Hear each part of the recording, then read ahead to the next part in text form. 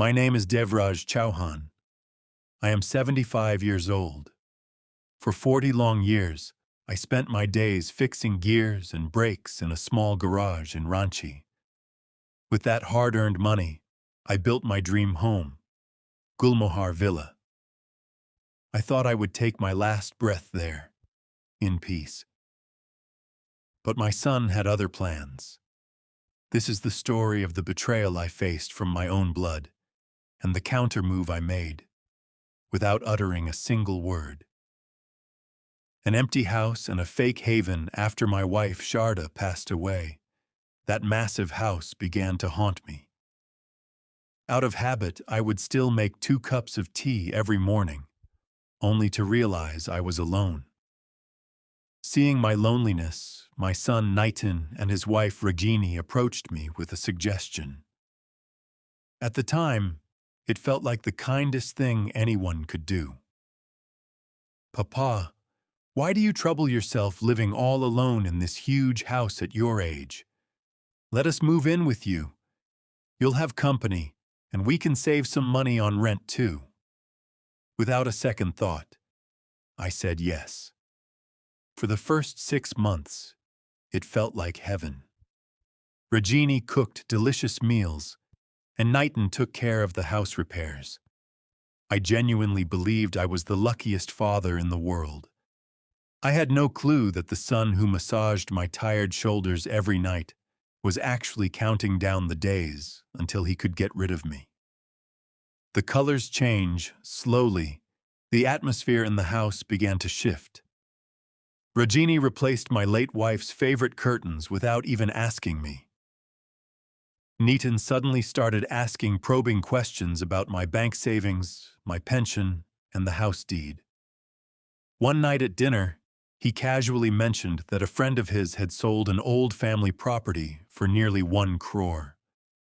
The sheer greed in his eyes made my skin crawl, though I didn't say anything at the time. Things grew worse when they started gaslighting me into believing I was losing my mind. If I ever misplaced my glasses, they would whisper to each other across the table as if I had dementia. Nitin started forcing me to go to doctors, and I began noticing brochures for old-age care homes left accidentally on the kitchen counter.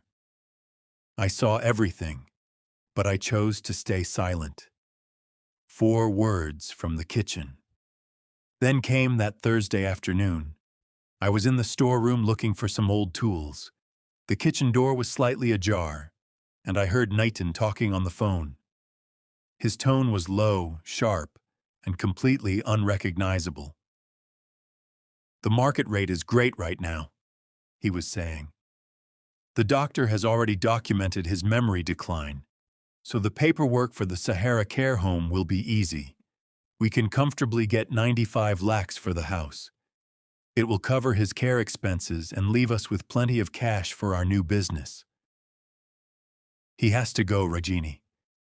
It's nothing personal. It's just what makes sense for our future. He has to go." Those 4 words felt like molten lead poured into my ears. My heart was pounding wildly, but I didn't make a sound. I gently set the tools down, walked out into the yard, and sat in the sun like nothing had changed. Running a business for 40 years had taught me one valuable lesson. When someone is lying to your face, don't get angry. Stay calm so you can see their next move. The silent counter move. The following week, I told Nitin I was going for a medical checkup, but I drove straight to a trusted legal advisor. There I discovered a terrifying truth. The documents Nitin had asked me to sign a week prior under the guise of property insurance were actually power of attorney papers. He was trying to legally strip me of my rights to my own home. Luckily, I hadn't signed them. I decided right then that I wasn't going to cry. I was going to fight back. I contacted a discreet property agent and put my house on the market without a whisper of noise. To keep Nitin and Ragini unsuspecting, I even let them take me on a tour of the care home.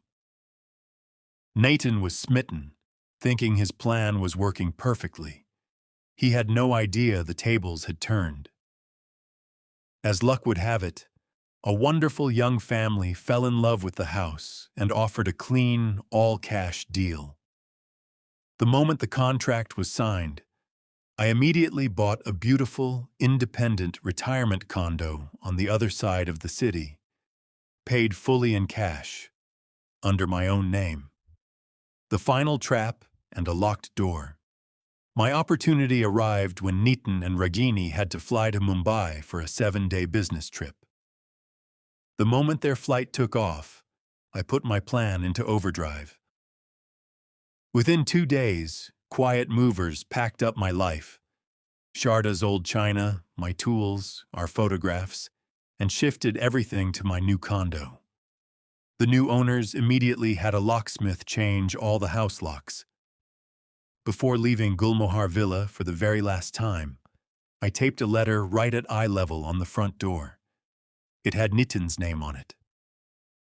Son, I heard your entire conversation from the storeroom that afternoon in April. I realized that to you I am not a father, but just a roadblock standing between you and 95 lakhs. This house has been legally sold, and the new owners have moved in. I have arranged for my own living situation. Do not bother looking for me at my new address. If you ever genuinely realize what you have lost, you may call my old number, but only to apologize.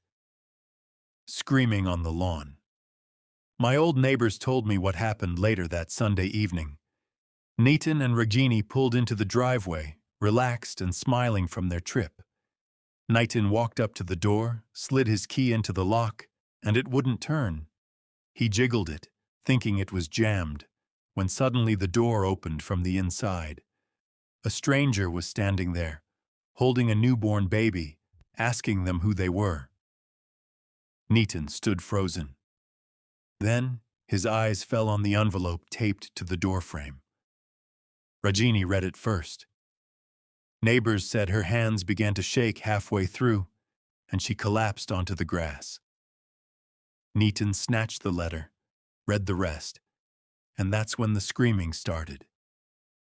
He screamed in pure shock and rage on the front lawn, in front of a family he had never met, staring at a house that no longer belonged to him.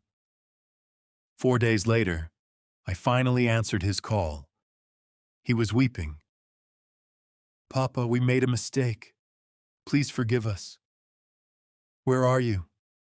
I replied calmly. "Nitin, I am not angry, but I am now in a place where I chose to go, not where I was pushed.